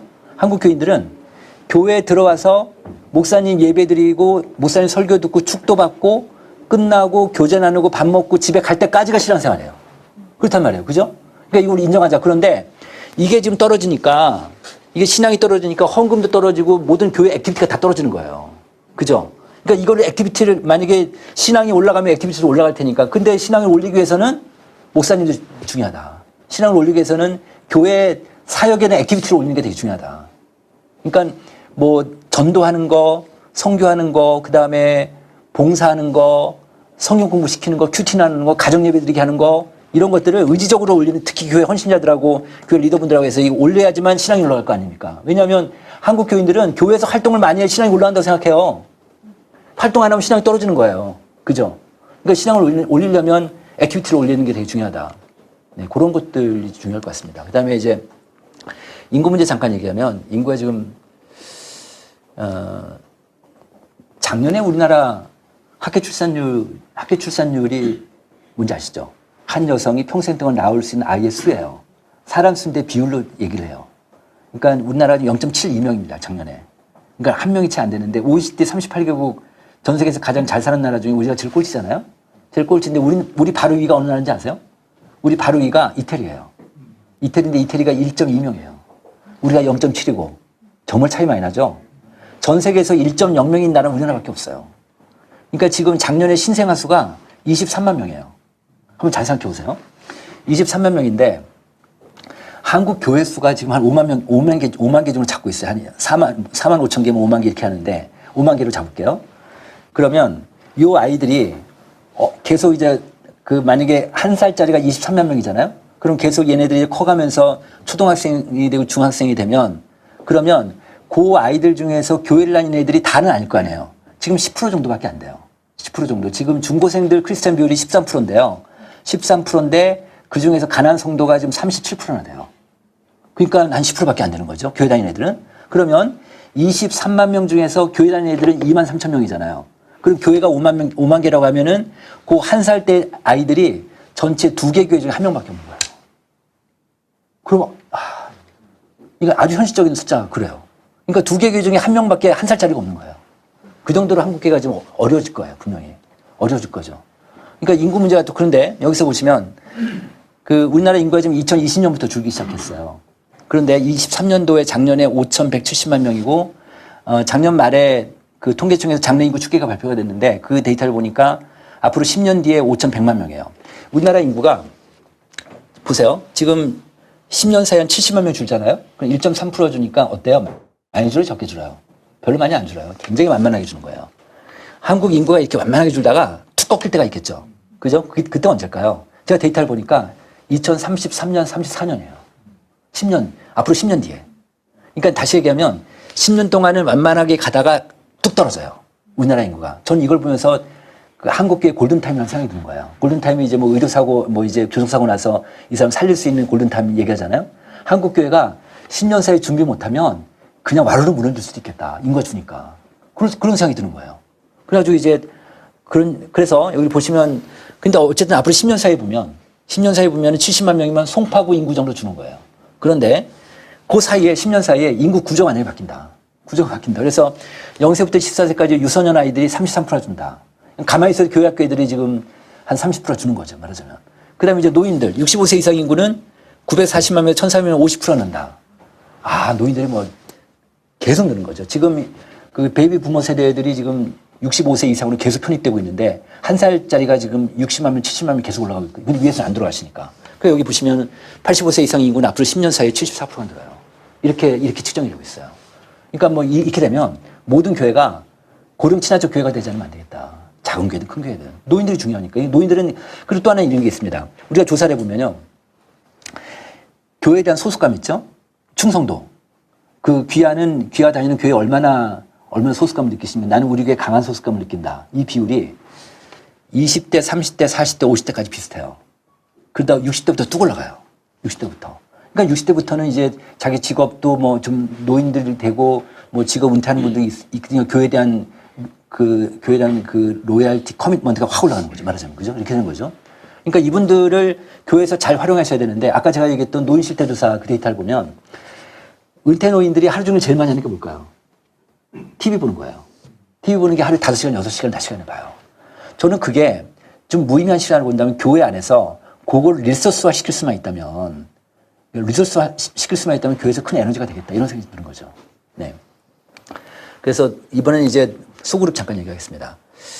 그 한국교회가 다 어렵다고 하는데 뭐 이민교도 어렵고 뭐 한국교회 다 어렵죠. 그래도 코로나 전보다 성장한 교회가 있을 거 아니에요? 다 어렵더라도? 저희가 측정해봤더니 15% 정도 나왔어요. 그 왼쪽 그래프. 그러니까 100개 교회 중에 15개 교회는 코로나 이전보다 부흥하는 교회들이에요. 그게 궁금하잖아요. 저런 교회가 어떤 교회일지. 어떤 교회일지 한번 분석을 해봤어요. 그랬더니 아까 우리 얘기한 대로 큰 교회들이었어요. 이렇게. 500명 이상 중대형 교회들이 높아요. 높아요. 그 다음에 또 하나는 소그룹. 우리나라 교회 중에 지금 목사님들이 물어보면 소그룹을 잘하는 교회하고 못하는 교회가 있을 거 아니에요. 우리 교회는 소그룹이 잘해. 잘 돼. 안 돼. 소그룹 잘 되는 게 한 40% 돼요. 40%. 안 되는 게 60%인데 소그룹 잘 되는 교회가 높아요. 근데 이게요. 제가 진짜 얼마나 많은 아마 한국교회 관련 데이터 제가 제일 많이 분석할 거 아니에요? 모든 변수 중에 소그룹 영향도가 제일 높아요. 저게. 소그룹이. 소그룹이 뭐 절대적인 거예요. 절대적인 거. 그러니까 소그룹이 잘 되는 교회가 안 되는 교회가 별로 없는 거예요. 그렇게 되는 거예요. 그래서 저게 이제 중요한데 또 하나는 뭐냐면 이제 교회 심무 기간이 5년 이하, 그러니까 오래 심무하지 않은 교회일수록 성장이 되는 거예요. 목사님들이 아무래도 이제 올해 특히 한 60대 중반 넘으시면은 그러면 잘 못 움직이시죠. 예, 잘 좀 어려우시죠. 예, 그런 게 나오는데 그 성장하는 교회가 소그룹이 잘 된다 그러는 건데 그 제가 이제 소그룹을 하다 보면 제가 그 여기 얼바인 쪽에 있는 그 셀백 교회 있잖아요. 그 교회 소그룹에 가입돼 있어요. 제가. 그러니까 거기 한인 소그룹 거의 한 9,000개 정도 움직이거든요. 그 교회가. 대단하죠. 그 교회는 지금도 교회가 교인수가 계속 늘어요. 제가 어제 저녁에 우리 셀 멤버들 만나가지고 지금 같이 식사를 했거든요. 그냥들 얘기 들어보니까 어른 반 애들 반이래요. 그 교회가. 그렇게 교인들이 많이 몰려든대요. 그러니까 그 새 목사님 오고 나서 그렇다는 거예요. 근데 이제 제가 소그룹을 하다 보면은 그 가장 중요한 게 뭘까? 소그룹에서 임상을 해보다 보면 제일 중요한 거는 그 안에서 비밀 유지를 얼마나 잘할 수 있는가. 비밀 보안을 얼마나 잘 지킬 수 있는가. 이게 제일 중요한데 예를 들어서 한 뭐 40대 어느 그 여자 집사님이 이제 왔어요. 소그룹에 왔는데 자기 너무너무 힘들어. 너무너무 힘들어. 그래서 이제 여기서 삶을 나누니까 분위기가 잡혀야죠. 그냥 친교만 하면 안 되지. 분위기가 잡혀야 되는데 자기 고민을 얘기한 거예요. 우리 남편이 바람 핀다고 얘기를 한 거예요. 우리 아들이 마약한다는 얘기를 한 거예요. 그럴 때 그거를 지켜줘야지. 만약 안 지켜주고 그날 집에 가서 그 멤버 중에 한 사람이 자기 남편한테 여보 누구 남편 바람 폈대 이러면 그러면 한인교회에서는 다 망가지는 거지 뭐. 그럼 그게 못 다니지 그 사람은. 그럴 거 아니에요? 그러니까 이걸 지켜줄 수 있냐. 그 믿음이 있냐. 그래서 한국교회에서 속을 잘 되는 교회는요. 미리 서약서를 써요. 시작할 때. 여기서 얘기되는 건 절대로 밖으로 안 내보낸다. 그러면 돼요. 그러면 한국교회도요. 자기 고백, 자기 고민, 자기 문제를 50%를 오픈 못해요. 아마 여기 비슷할 거예요. 한 60, 70%를 오픈한다면 그 속으로 반드시 잘 되게 돼 있어요. 거기서 치유가 일어나니까. 그죠? 자기 고민 정말 쓰라린 다른 사람한테 얘기 못하는 거를 여기 와서 얘기를 한다고 하면 그럼 얘기하는 순간 치유가 될 수 있잖아요. 또 하나님 말씀으로 위로가 되고 또 권면도 하게 되고 조언도 해주고 이러면서 그 공동체성 그게 얼마나 살아나겠습니까? 그런데 이 성장하는 교회들 저희가 특성을 정말 분석을 많이 해봤는데 일단 소그룹을 한 달에 한 번 하는 교회가 있겠죠. 2주에 한 번 하는 교회가 있겠죠. 매주 하는 교회가 있을 거 아니에요. 매주 하는 교회에서 성장하는 거예요. 매주 하는 교회가. 또 하나는 뭐냐면 소그룹 리더 교육을 시키느냐 안 시키느냐가 되게 중요해요. 소그룹 리더 교육을 1년에 한 번 시키는 데도 있겠고 반년에 한 번 시키는 교회도 있겠고 매달 시키는 교회가 있겠고 매주 하는 교회가 있을 거 아니에요.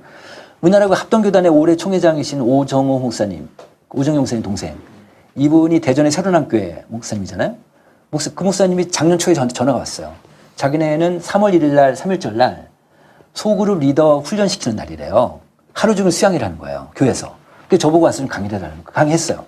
강의하고 이제 끝나고 나서 그 교회 부목사하고 그 소그룹 단단 부목사 얘기를 하는 이분이 그런 얘기를 했어요. 우리 교회 목사님이 얼마나 바쁜 사람인지 알지 않느냐. 근데 우리 목사님이 가급적인 소그룹 리더 교육을 매주마다 시킨다는 거예요. 이런 그 목사님의 어떤 의지 이런 것들이 되게 중요하죠. 그러니까 매주마다 소그룹 리더 시키는 교회가 잘 되는 거예요. 잘 되는 거예요. 모임의 시간? 어떤 교회는 1시간 하는 교회가 있고 어떤 교회는 1시간 반 하는 교회가 있고 어떤 교회는 2시간 하는 교회 있고 3시간 하는 교회 있잖아요.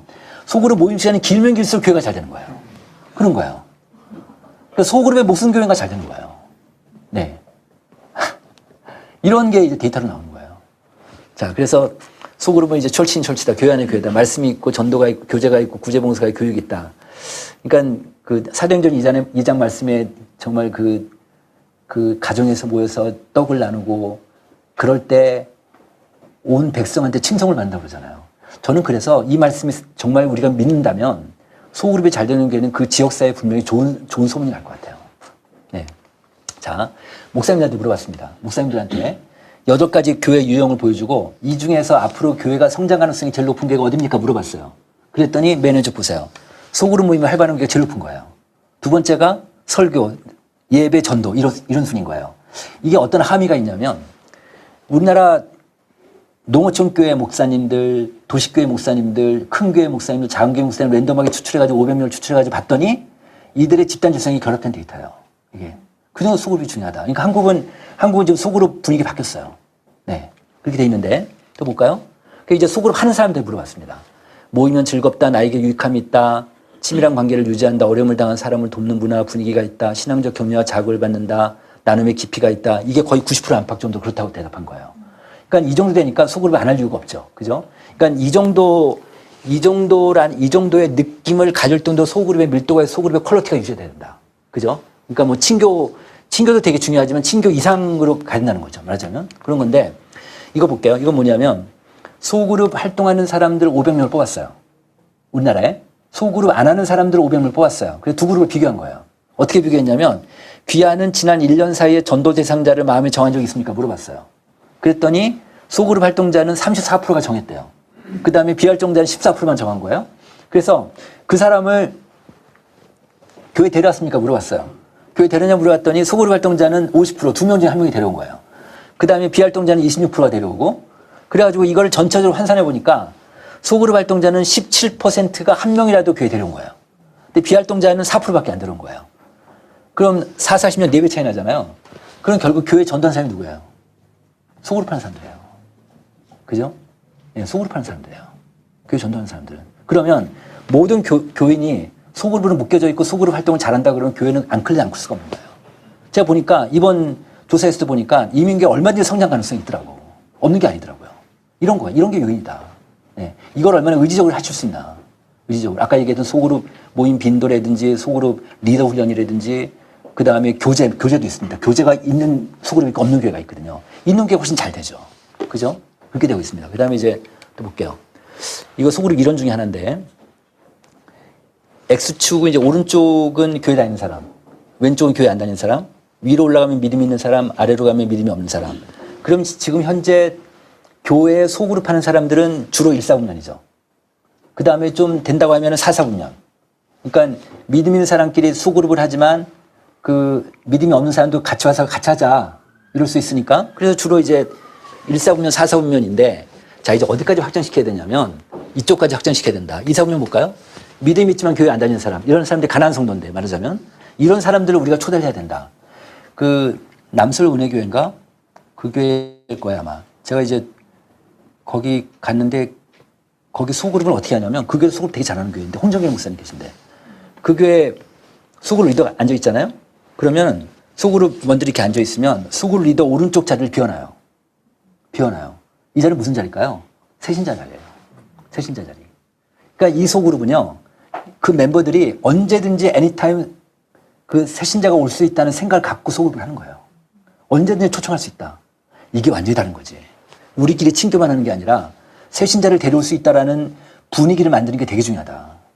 네, 이런 거예요. 그 다음에 이제 교회 안 다니고 믿음 없는 완전히 초짜들, 완전히 생둥이들. 이런 그 초신자들도 데려올 수 있게끔 하려면 어때요? 일단 그 웰컴 분위기를 만들어야 될 거 아니에요. 그죠?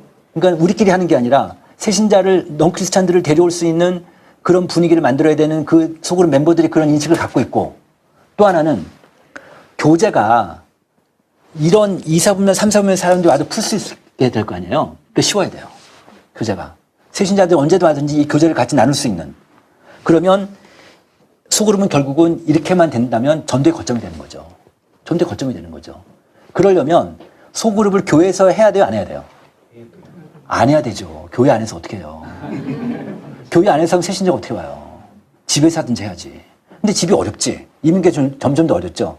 근데 이민교회 또 집에서 하는 데가 있어요. 지금 제가 그 시카고에 있는 어떤 교회는요, 한 100명 되는 교회인데 그 교회가 성장하고 있는데 집에서 해요, 집에서. 의지적으로 하면 되긴 하겠죠. 안 되면 한 팀이라도, 샘플 한 팀이라도 집에서 한번 해보는 거예요. 집에서. 특히 30, 40대. 30, 40대는 대체로 보면은 30, 40대는 자기네끼리 움직이거든요. 이 50대, 60대가 못 올려요. 그래서 30, 40대는 그 특징이 뭐냐면 가족 단위로 움직여요. 얘네들은 남자 따로 여자 따로 안 해요. 애들은 같이 움직이거든요. 이들은요, 별도 빼가지고 빼서 속으로 하게 하면 돼요. 그러니까 그 가족끼리. 그렇게 하는 경우도 있겠죠. 그래서 한번 그런 것도 한번 시도해 보시면 좀, 어쨌든 소그룹은 전대 거점으로 활용하라. 이런 전략으로 가야 된다. 그냥 친교 모임 형식적인 게 아니다. 그냥 우리 교회 그 하나 사역 중에 하나다 이게 아니라, 그러니까 소그룹은 프로그램이 아니라 교회다. 철친 철치다. 네. 그렇게 하면 가보시라. 이러면 좀 어떨까? 이런 전략으로 하는 게 어떤가 좀 생각이 들었습니다. 그 다음에 이제 상군사군 잠깐 얘기하겠습니다. 한국교회가 지금 상군사군들이 되게 어려운데, 그 코로나 끝나고 나서, 코로나 시작되고 나서 보니까 저희 데이터를 보니까 상군사군도 없어지는 거예요. 없는 거예요. 조금씩 없어지는 거예요. 이게 큰일 났다 그래가지고 이제 상군사군 저희가 리포트로 계속 내고 있어서 각 교회들마다 이제 많이들 관심 갖고 이제 움직이고 있는데, 이들 갖고 저희가 조사를 해봤어요. 상군사군들을. 했더니 이들이 직장 생활에 대해 스트레스가 심하고 옛날보다 더 심하지. 그 다음에 이제는 육아나 가사 문제도 되게 힘들단 말이에요. 그러니까 이런 것들이 가사 육아를 몸감에 지치는 게 신앙적으로 부정적 영향을 끼친다는 거예요. 그러니까 저희가 그 리서치를 해보니까 이런 자기 삶에 힘든 것들이 신앙적으로 부정적 영향을 끼친다는 애들이 한 40%가 가까이 나오는 거예요. 그러니까 이게 그러다 보니까 전 세대 중에서 30대, 40대가 신앙이 제일 약해져 있어요. 근데 보니까 한국 교회는 30, 40대를 묶을 수 있거든요. 근데 여기 이민교회는 이번에 조사해 보니까 안 묶여져요. 30대, 40대 큰 차이가 나요. 40대는 그래도 안정적이던데요, 보니까. 데이터는 그래요. 30, 40대가 되게 위험해요. 저기 그 30대가. 30대 청년들은 굉장히 약해 있던데요, 보니까. 하여튼 그렇게 나와 있습니다. 그래서 어쨌든, 지금 보면 있던 전 세대 중에서 하여튼 이 30, 40대가 제일 신앙이 약하다. 그러니까 교회 만족도도 가장 낮죠. 근데 이들이 교회 불만 요인이 있어요. 이거예요. 이거. 아까 그 데이터하고 그 맥을 같이 하는 건데, 결국은 교회 젊은 세대들을 많이 끌어들이려면 저거 고치지 않으면 어렵겠다. 그래서 저는 이제 저런 생각이 드는 거죠. 그러니까 교회 권위주의 저 문제가, 저 문제를 한국교회가 고치지 않으면 반등하기 쉽지 않겠다. 이렇게 좀 생각이 듭니다. 네. 그 다음에 목사님한테 물어봤습니다. 향후 목회에 중점을 두는 세대를 어디 두십니까? 했더니 이제 교회학교도 아니고 MG도 아니고 상군상이 제일 높게 나왔습니다. 이렇게 나왔는데, 이번에 이제 상군사공들한테 물어봤어요. 상군사공들한테. 상군사공 모임이 있으면 참여하겠느냐 했더니 59% 참여하겠다 그러고, 부부 모임이 있으면 참여하겠느냐 55% 참여하겠다 그러고, 그 다음에 직장인 모임이 필요하냐 했더니 70%가 필요하다고 하고, 부부 육아 모임이 필요하냐니까 80%가 필요하다고 한 거예요. 전 이걸 보면서 어떤 생각이 들었냐면, 상군사공들은요, 50대하고 못 어울리니까 우리를 위해서 모임을 만들어달라고 절규하는 것 같았어요. 우리를 위해서 모임을 만들어달라고. 근데 지네끼리 만들어 놓으면 잘해요. 만들어 놓기만 하면 잘해요. 네, 그래서 이걸 한번 볼게요. 이거 볼게요. 지금 이 예서 하나 제가 말씀드리면, 서울 목동의 성문교회 합동측교회인데, 이 교회 사례를 하나 들을게요. 이 교회는 사랑의 교회 부목사가 이제 그 교회를 가신 거예요. 그래서 이제 40대 갔는데, 아주 목동의 전통적인 교회. 그러니까 직업별 교구로 되어 있고 노인들 많고 이런 교회였는데, 30, 40대를 다 불러 모았대요. 30, 40대 키우고 싶어서. 다 불러 모아가지고 물어봤대요. 교회 뭘 하셨으면 좋겠냐 물어봤더니 어떤 애기 엄마가 그러더래요. 백화점에도 수유실이 있는데 왜 교회는 없냐고 그러더래요. 그리고 우리 애가 어린데 어른 양변기 올라가기 어렵다는 거예요. 그 애들용 양변기를 만들어줄 수 없냐고 그러는 거예요. 그래가지고 이제 교회 이제 어른들하고 얘기해서 그걸 고친 거예요. 고쳐서 만들어줬지. 근데 얘네들, 그 다음에 이제 얘네들은, 이 친구들은 그 아이들 육아에 대해서 너무너무 힘들어하니까, 아마 여기도 비슷하겠죠?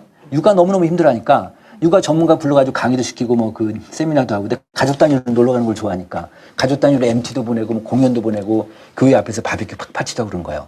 근데 얘네들끼리 모이는 걸 너무너무 좋아하니까, 그래서 이제 교회 어른들하고 상의를 해가지고 이제 허락을 받고, 이 목사님이, 새로운 목사님이 30, 40대만 별도로 꺼내가지고 30, 40대 교구를 만들었어요. 교구를 만들어가지고 자기네끼리 소그룹을 하게 한 거예요. 남편들은 소그룹 리더를 시키고 가족 단위로. 이게 잘 됐어요. 여기서 활성화된 거예요. 그러니까 지금은 전도가 잘 안 되니까 교회 만족도 올리는 게 되게 중요하겠구나. 그래 이탈자가 방지되면 교회를 해야 되니까 그렇게 된 거예요. 그래서 그러니까 상무사원들끼리 자기네끼리 놀이터를 만들어주니까, 플랫폼을 만들어주니까 막 사람들이 오는 거예요. 그리고 또한 절대적인 게 뭘 있었냐면 그 아이들 돌봄 서비스를 했어요. 주일날 권사님들 중에서 애들 돌보기를 원하는 권사님들을 돌봄 팀을 만들었어요. 그래가지고 주일날 엄마 아빠가 애를 데리고 오면 교회 그 권사님한테 맡기는 거예요. 그리고 엄마 아빠가 이제 주일 예배를 같이 드리고 엄마들이 어떻게 주일 예배 본당에 들어서 예배를 봅니까? 아이랑 같이 잠옷실 같은 데서 그 예배 보고 그냥 시끄러우니까 들은 좀 안다고 집에 갔는데 이제 남편하고 둘이 본당에서 예배를 드린 거지. 그리고 끝나고 나서 이제 또 밥도 같이 먹고 남편하고 그 프로그램을 처음 하는 날 그 이제 권사님한테 애기 맡고 처음 하는 날 이제 교회에서 이벤트를 했대요. 예배 끝나고 나서 이제 엄마 아빠를 앞에 앉혀놓고 그 식당에서 앞에다 촛불 켜놓고 이제 간단한 이벤트를 했는데 그날 엄마들이 거의 다 울었대요. 고마워가지고 교회 고마워가지고. 근데 이게 그걸로 끝난 게 아닌 거예요. 이게 소문이 나가지고요. 지금 이 교회가 한 2,000명 됐는데 상고상으면 1,200명이 넘는데요. 그런 교회가 됐어요. 그러니까 이 교회는 미래지향적 교회죠. 그러니까 결국은 목사님의 전략방향이 뭔가, 교회 리더들의 전략방향이 뭔가에 따라서 교회가 완전히 바뀝니다. 완전히 바뀐다. 그러니까 상호성이 되게 중요하니까 저는 뭐 이민교회도 지금 아까 말씀드린 대로 교회 믿는 사람이 10%라면 90%는 지금 다 그냥 한인 소사이티에 있는 사람들인데 이런 우리의 어장들인데 상호성만 잘 만들어도 잘 갖추려도 얼마든지 교회가 되지 않을까 싶어요. 네. 자, 마무리하겠습니다. 지금은 수축시대다. 팽창시대가 아니다. 팽창시대의 전략이 따르고 수축시대의 전략이 다르다. 수축시대를 연구한 학자들은 얘기를 이제 그 전략은 미래에 집중하는 것이다. 그러니까 과거에는 목사님하고 몇몇 헌신자들이 새벽부터 밤늦게까지 사역을 하면 교인들이 몰려들었지만 다시 얘기하면 일찍 일어나는 새가 먹이를 많이 먹는 시대였다면 앞으로는 멀리 보는 자가 독식한다. 이런 얘기를 해요. 멀리 보는 자가 독식한다. 그러니까 모든 의사결정 미래변을 전제로 한다. 두 번째는 뭐냐면 선택과 집중이다. 다 할 수 없다. 선택과 집중이다. 그러니까 제가 말씀 갖고 왔는데 목사님 다 아시지만 그 예수님 일행이 마르다, 마리아, 나사로 이 3남매가 사는 베다니 집에 방문하셨어요. 그래가지고 이제 거기 방문했으니까 큰언니인 마르다가 이제 부엌에서 손님 준비하려고 일하고 있고 자기 여동생인 마리아는 예수님 발밑에서 말씀 듣고 있으니까 언니가 일하다 말고 열받아가지고 예수님께 항의하잖아요. 나 힘드니까 쟤도 와서 나 좀 일 좀 도와달라 했더니 예수님 하신 말씀. 마르다야 네가 많은 일로 염려하고 근심하나 몇 가지만 하든지 혹은 한 가지만 족하니라 마리아가 이 좋은 편을 택했다. 이런 말씀. 이게 저는 2000년 전 예수님 하신 말씀이지만 지금 현대어로 번역하면 이게 선택과 집중이잖아요. 이게 선택과 집중이다. 선택과 집중이다. 예를 들어서 소그룹이다. 뭐 부모 교육이다. 교회 학교다. 미셔널 처치다. 청년 목회다. 상고상 목회다. 노인 목회다. 수평적 조직 문화다. 어쨌든 물론 이제 교회 그 비전도 있고 목표도 있지만 전 교인이 한 가지를 바라볼 수 있는 그게 되게 중요하겠다. 예를 들면 충남 논산에 침례교회가 하나 있는데요. 이 교회가 400명 교회인데요. 애들이 200명, 어른이 200명이에요. 되게 애들이 많아요. 그러니까 그 교회는 수요 저녁 예배 때 애들이 앞에 앉아 있어요. 애들이 쫙 와 있어요. 그러면 예배 끝나고 나서 그 목사님은 예배 끝나고 나서 매주마다 애들 머리에 손 얹고 이름 불러가면서 안수기도를 해줘요. 그러니까 부모들 애들 보내는 거예요. 그러니까 이 교회는요, 작년에 9월 달에 아프리카 어린이 5,000명 전도 집회를 했어요. 한 교회가. 말이 돼요? 대단하지. 그러니까 이 교회 한 교회가 그 어른 200명이서 헌금해가지고 주변 교회들 후원받아서 한 거예요. 그러니까 이 교회는 연초부터 그 어른들이 어떤 기도 제목이 올라오냐면 자기 직업 있잖아요. 직업 말고 성경금을 마련하기 위해서 아르바이트 해달라고 기도 제목이 올라오는 거예요. 이런 교회가 있는 거예요. 그러니까 이 교회는 어린아이부터 노인들까지 모든 교인이 다음 세대에 목숨 건 교회인 거죠. 말하자면. 우리가 사막 여행을 하는데 나치판이 없을 때는 사막 여행자들이 뭘 보고 갔을까요? 이거예요. 복서. 저는 이 시대에는 이런 수축 시대에는 모든 교인이 어린아이부터 노인들까지 저 복성이 하나 있으면 좋겠다. 교회. 그러면 모든 교인들이 얼라이먼트가 되니까 교회 에너지가 올라가지 않겠나. 한 방향으로 가니까. 한 방향이 연연이 되니까. 이렇게 되면 교회 괜찮지 않을까요? 이렇게 되면 교회가 굉장히 탄탄한 교회가 되고 아주 건강한 교회가 되고 또 성장하는 교회가 되지 않을까. 이런 생각이 좀 들었습니다. 네. 이거 볼게요. 혹시 이 책 보신 적 있어요? 죽은 교회를 부감하는 무시무시한 말인데 이게 탐 레이너라고 그 남신의 교단의 그 라이프웨이 리서치를 아실 거예요. 거기 CEO이세요, 이분이. 그만뒀지만 이분이 이제 이 연구팀에서 무슨 조사를 했냐면 그 문 닫은 교회들 있죠, 미국에. 문 닫은 교회들의 목사를 인터뷰했어요. 문 닫은 교회들의 교인들을 인터뷰했어요. 그래가지고 쫙 인터뷰해가지고 10가지 죽은 교회, 문 닫은 교회 특징을 뽑아낸 거예요. 10가지 특징을 뽑아냈는데 제가 쭉 읽어봤더니 그 10가지 특징 중에 관통하는 하나가 있었어요. 이게 이거예요. 전 교인이 어떤 변화도 한사코 거부했다는 거예요. 네. 근데 이게 목사님이 될 수도 있어요. 목사님이 될 수도 있어요. 네. 이게 제가 볼 때는 아주 관통하는 주제였습니다. 그 다음에 또 하나는 이거였어요. 어느 순간에 지상명예랑 순종이 사라졌다. 저는 이민교회가 이거 다시 회복했으면 좋겠습니다. 네. 그래서 너희는 가서 제자로 삼아서 세례를 베풀고 가르쳐 지키게 하라. 이걸 한번 보십시오. 여러분들 교회에서 1년에 세례 주는 사람이 몇 사람인지 한번 생각해 보십시오. 입교하는 거 말고, 입교자 말고. 정말 그 교회 새로 전도해가지고 와서 세례 주는 사람이 몇 사람 될까요? 한국교회 평균이 1.5%예요. 근데 한 5%는 돼야 된대요. 1.5%밖에 전체 출석교인 중에서. 그거밖에 안 돼요. 세례 주는 교인이 많아지면 많아질수록 어쨌든 그게 이제 그 교회가 정말 하나님의 명령에 순종하는 교회일 텐데 그러지 못하는 거죠. 아직 우리 한국교회도 그런 거죠. 그래서 이건 이민교회에서 굉장히 중요한 그런 요인이 아닌가 이런 생각이 들었습니다.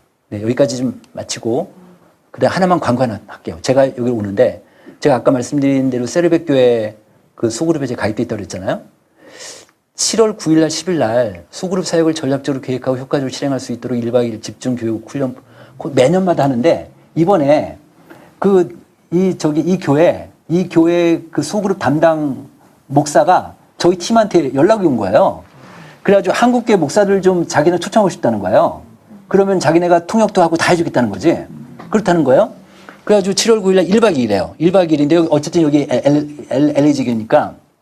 그래가지고 세부 교육 내용을 보면은 소그룹 사역의 기초 구조 전략 계획 리더십에 대해서 심층적으로 교육 토론하고 그 결과 20개 질문에 대해서 12에서 18개월간 전략적 계획을 수립해준다. 이런 건데 등록비가 299분에 100불 깎아주겠대요.